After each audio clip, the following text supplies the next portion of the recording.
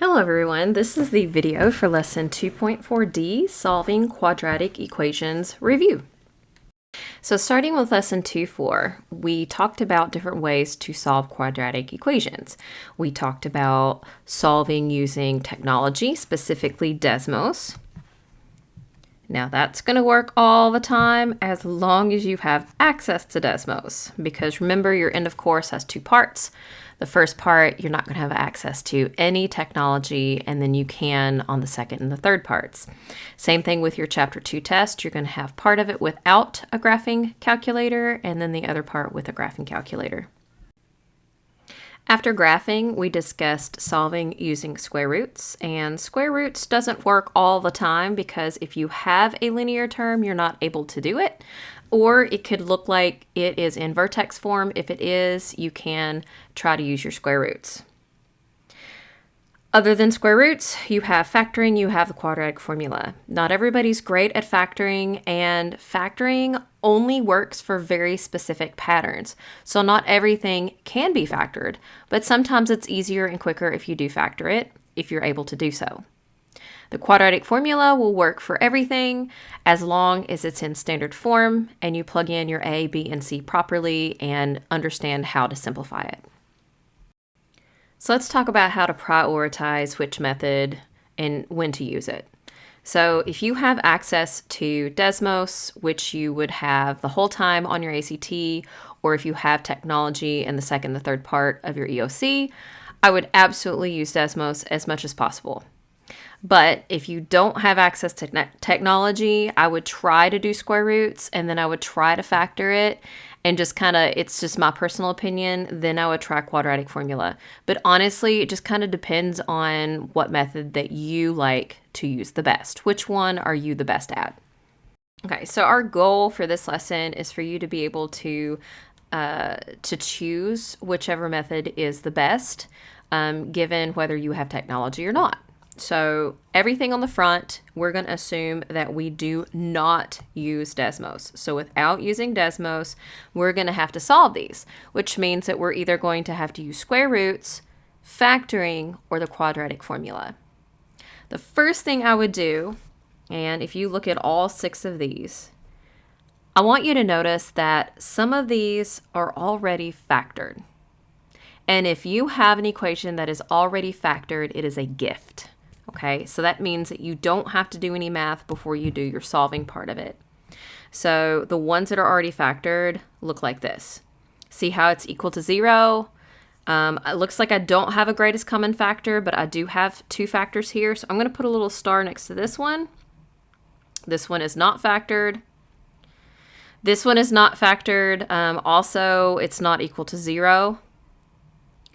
Not equal to 0, not factored. Okay, this one's not equal to 0, but it's equal to f of x. So you've got to understand that in quadratic equations or any function, you can interchange f of x, y, and 0 as much as you want to. So I'm going to immediately put 0 here because that's not useful. See, now it's factored. So I'm going to put a star next to that one. Same thing right here. I'm going to change that to 0. This doesn't look factored, but I know it's factored because that's squared. Now remember, squared just means something times itself. So I'm going to do 2x plus 7 times 2x plus 7. So this one is also factored. We're going to go ahead and solve those first. So if you have that prize where it's already factored, you need to understand that factors are not solutions. So your solution is not -2. For this first factor. So what you have to do with your factors is you set them equal to 0. That's called the zero product property. And you're going to solve for x. If you don't solve for x, you're not doing the problem correctly. So I'm going to add 2 on both sides here. So that is solution number 1. Add 3 on both sides. Divide by 2. Fractions are perfectly fine. If you wanted to graph it, instead of graphing 3 over 2, you would graph 1.5. And remember, this is exactly where they cross on the x-axis. Let's take a look at our second factored equation. So remember, we have to set each factor equal to 0. So that means x is equal to 0 and x minus a equals 0. Now your GCF, that's pretty easy. There's nothing to do there. But on this one, you're going to have to add 8 to both sides. Let me write it better than that. So x is equal to positive 8. I think we have one more that's factored right next to it. So if you see anything that's squared, you can go ahead and separate it if you want to do that. There's more than one way to do this problem, but we need practice solving things that are already factored. So we're going to do it this way. So I'm going to set each one equal to 0, and since they are exactly the same, they should give me the same result. So I wind up with 2x equals negative 7, and divide both sides by 2, which is going to be negative 7 over 2, or 3.5. Okay, same thing over here. Divide by 2, negative 7 over 2. So since it's the same, you don't have to write it twice. Just go ahead and write it one time. It just means, or you can put negative 3.5. Okay, so either one of those will work. Let's go back up to our second one right here. And notice how it's equal to y, which is good because I can immediately change y to 0. Now, I would like to be able to use square roots on this, but I can't use square roots because I have a linear term. So either I'm going to use the quadratic formula or I'm going to factor it. Now, you see you got a little 1 right here in the front. That means that's going to be a one and done kind of factoring problem. So that means you don't have to do any kind of X box or anything. So you want to find the factor of negative 6 that adds up to be negative 5. So I do believe negative 6 and positive 1 will work for that. Like I said, it's kind of like a one and done kind of thing. And it's going to be minus 6 plus 1. So those are your factors. Remember, factors are not solutions. They help you find your factors. So you're going to set each one equal to 0.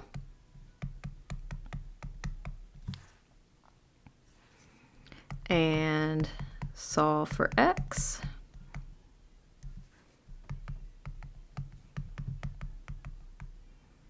And there you go. All right, next on our list would be this one right here. Now, it's not equal to 0, but it's actually kind of not a problem because it looks like it's kind of in vertex form, kind of, but not really. If it's in vertex form, that means that you can use square roots. So what I'm going to do is I'm going to try to do square roots. And when you use square roots, you don't need it to be equal to 0. What you want to do is you want to get whatever is squared. Let me fix that. Whatever is squared right here, isolated. So I'm going to draw a line right down through the equal sign. I need to get rid of that 2. So if it's 2 times the group, we are going to divide both sides by 2. So I get x minus 4 squared equals negative 5 over 2. Now that I have whatever is squared isolated, I can go ahead and take the square root of both sides. When you take the square root of both sides, you have to do a positive and a negative. So I wind up with x minus 4 equals positive and negative square root of negative 5 over 2. So what you need to do is you need to type this in your calculator and see what happens. Okay, I'll type it in with you. Give it a second for my calculator to pop up. Okay, so I'm going to hit second, x squared, hit my fraction button. Make sure if you're going to do negative, hit the little negative button. Let me show you right here. So negative 5 over 2. And then I'm going to hit enter, and then it gives me domain error. So this happened in a previous lesson. If it gives you a domain error, that means that you're going to have no real solutions. So as soon as I realize that I'm taking the square root of a negative value, I need to write down no real solutions. That just means that your graph is not going to cross the x-axis, so you don't have any solutions. So this is the last example on the front page. I cannot do anything with this right now because it is equal to negative 6x squared, and I need to fix that. So I'm going to add 6x squared to both sides, write it in standard form.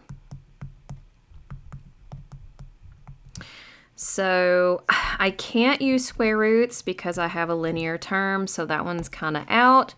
So it's up to you whether or not you want to factor it or whether or not you use the quadratic formula. I'm going to go ahead and show you how to factor it. This is not a one and done. You see that 6 there? That means that we're going to need to use the X box method. That's what we practiced in a previous lesson. So this up here is going to be that first term times the last. So 6x squared times 5 is 30x squared. The middle term goes underneath. And remember here, we have to put our first term, which is 6x squared, and our last term, which is 5. And whatever we decide that goes here and here will go there in the box. So what are the factors of 30 that add up to be 13? Well, I think 3x and 10x will work. So 3 times 10 is 30, 3 plus 10 is 13. So I'm going to put 3x and 10x. Then what you have to do is you have to find the greatest common factor of each column. Let's put that in green. Okay, so this first column, I have a 3x in common. And then this second column, I have a 5. So my first factor is going to be 3x plus 5. But then I've got to go over here. So I know that 3 times 2 gives me 6, but I also need an x here. So now it's 3x times 2x is 6x squared, and 3x times 1 gives you 3x. Okay, so I can rewrite this as 3x plus 5 times 2x plus 1. Factors are not solutions, so we're going to set each one of them equal to 0.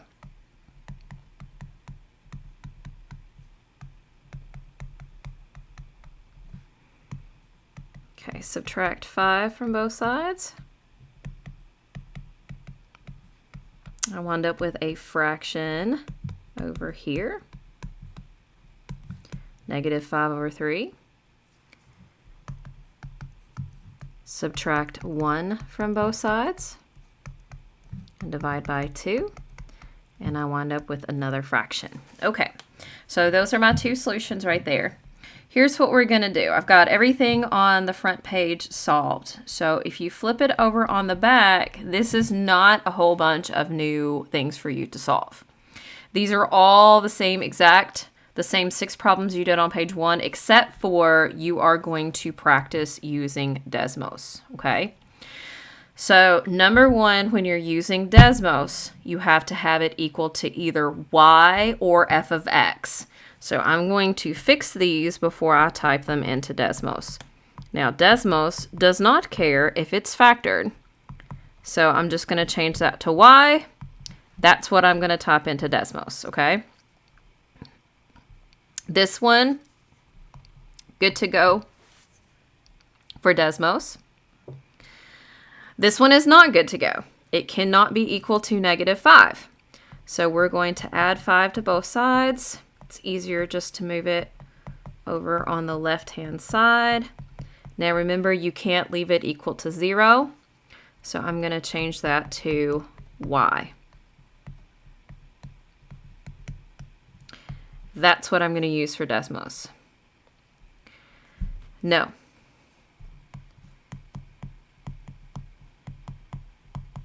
So Desmos is great. but you still have to know how to solve, how to move your equation around to where it's equal to y or f of x. Okay, now we're good to go on that one. This one's perfect. See how it's equal to f of x?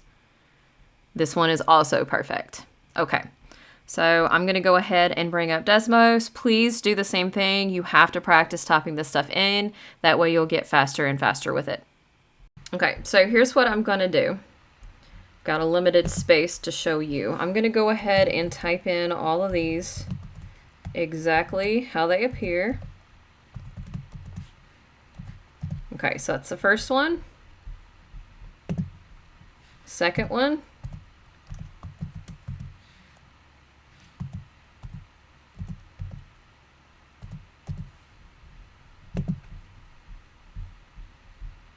Okay, third one.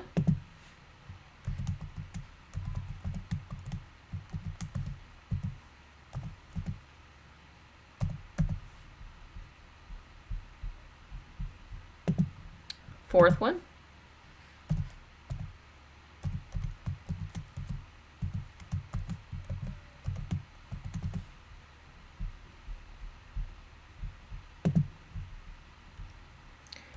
Number 5.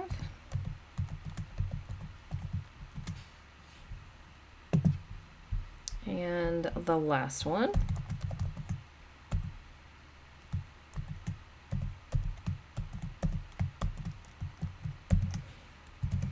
Okay, so as you can see, this looks like a big mess. So I'm going to just click on each one of these and look at them one at a time. Okay.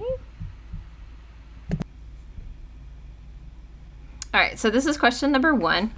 It's x minus 2 and then 2x minus 3. Just kind of double check and make sure you have it topped in properly. I have zoomed in on it, and as you can see, I have 2 and I have 1.5. And the reason why it's 1.5 because Desmos will never give you a fraction. It'll always give you a decimal answer.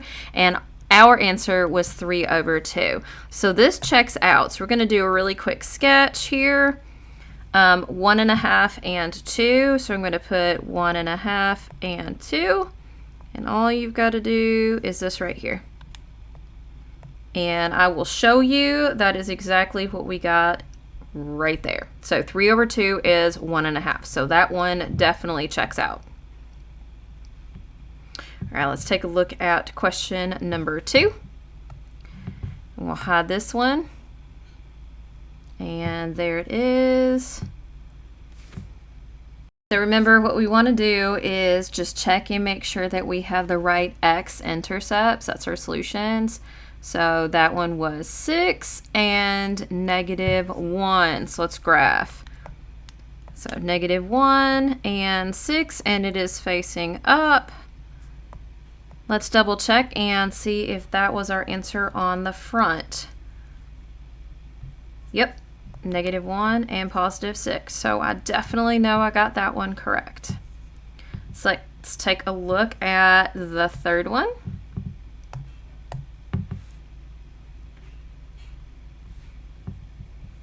Okay, so on this third one, it looks like I'm going to have some decimals. So 5.581 and 2.419. What did I get? Whoops. Well, that's not right. All right, so what's happened here is I put -5 and it should have been +5. So I made a little mistake here. Let's change that to +5 and then go back over to Desmos and change that to +5. Oh, well, that just kind of fixed it because if I zoom out, look what happens. See, it's no longer crossing the x-axis. So when I do my little sketch, I'm just going to put a graph up here, which verifies exactly what I said before, no real solutions. All right, fourth graph, let's hide this one and plug this one in. I'm going to go ahead and zoom in a little bit.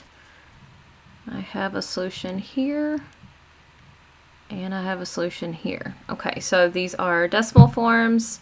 pretty sure that I had a fraction before. So this is negative 1.6 repeating. That's negative 1 2/3. Negative 1 2/3 is the same thing as negative 5/3. So this one is correct, and negative 1/2 is over here. So that verifies exactly what we had before. Let's do a quick sketch. So negative, I'm going to round it, negative 1.7. And then, oops, I lost it. Negative 0.5. All right.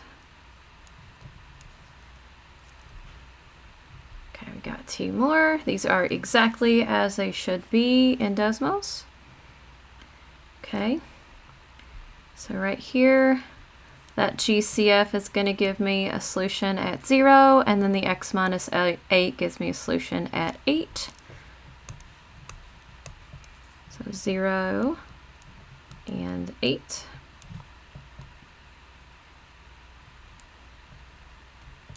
Okay, so that one's definitely what we got on the page, on the front page. And then the last one, we only got one solution on this one. So the vertex should be on the x-axis, and there it is right there.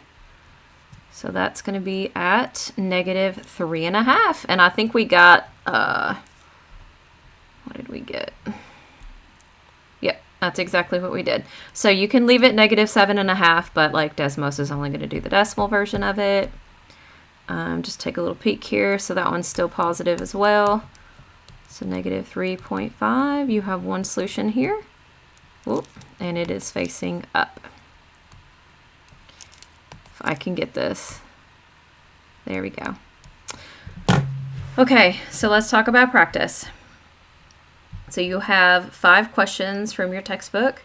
You are able to do this using any method that you choose necessary. What I would do is go ahead and try to do them without Desmos first, just to practice, you know, square roots, factoring, and quadratic formula, and then maybe type it into Desmos and check my work. Make sure that you are doing the homework on 2-4A. 2-4A splits it into parts: graphing, square roots, and then factoring. And then 2-4B, there's really no practice with your quadratic formula, okay? It's not necessary. You can use one of the other 3 if you have to. Just let me know if you have any questions. This does not come naturally. Make sure that you are practicing, okay? And y'all have a great day.